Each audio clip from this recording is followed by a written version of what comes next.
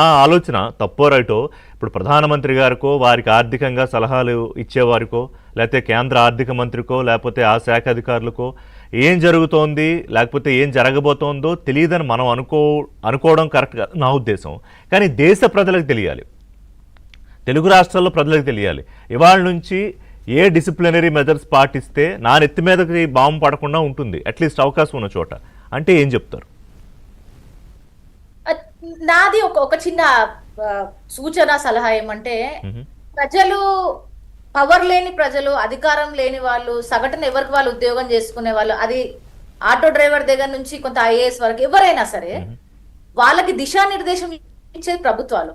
మనం డిసిప్లిన్ ఉండమంటే వాళ్ళు ఉండరు. కాబట్టి నా ఒక సూచన, ఇందాక పాపారావు గారు కూడా మీరు చెప్పారు ప్రభుత్వాలకు సలహా ఇవ్వద్దు అని. ఇప్పుడు ఉదాహరణ కాదు అంటే వాళ్ళకి తెలియదని నేను అనుకోవట్లేదు అన్న.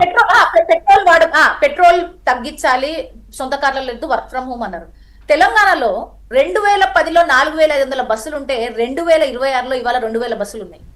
అంటే ఇప్పుడు నేను ఒక మిత్రుడు మొన్న చెప్పినాడు, ఇది నాది కాదా మిత్రుడి, ప్రభుత్వాలు ఓట్లేసిన ప్రజలు ప్రభుత్వాలు ఫామ్ కావడానికి 35% ఓట్లు ఉంటేనే గవర్నమెంట్ ఎట్లా ఫామ్ అయ్యి గవర్నమెంట్ ఎట్లా సస్టైన్ అవుతుందో, పబ్లిక్ ట్రాన్స్పోర్ట్ వ్యవస్థలో ఏదైనా పబ్లిక్ ట్రాన్స్పోర్ట్ ఉండాలంటే అది కనీసం 35% అన్న దాని షేర్ ఉండాలి. ఇవాళ పబ్లిక్ ట్రాన్స్పోర్ట్ షేర్ ఎంత అండి తెలంగాణ ఆంధ్రప్రదేశ్ లో?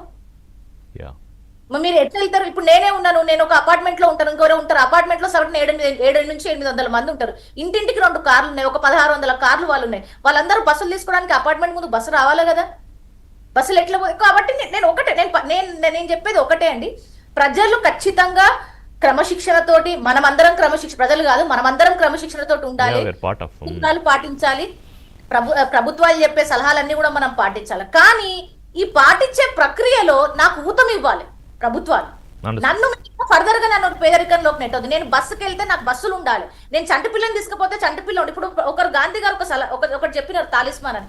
ఏదన్నా పాలసీ చేసినా, ఏదన్నా ప్రభుత్వాలు చెప్పినా అత్యంత పేదవాడు అది చేయగలుగుతాడా అనే దాని మీద మీరు సలహాలు ఇవ్వాలి. ఒక గర్భిణీ స్త్రీ ఒక హాస్పిటల్ నుంచి బస్సులు ఉన్నాయా?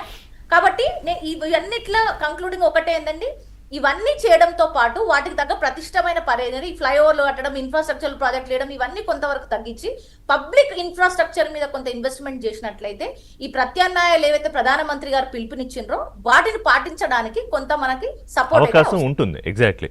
Okay, well said Srujana garu. Thank you very much. Srujana garu, Paparao గారు, సంజయ్ గారు. ఇది వాళ్ళ బ్రేక్ఫాస్ట్ అప్డేట్స్ కోసం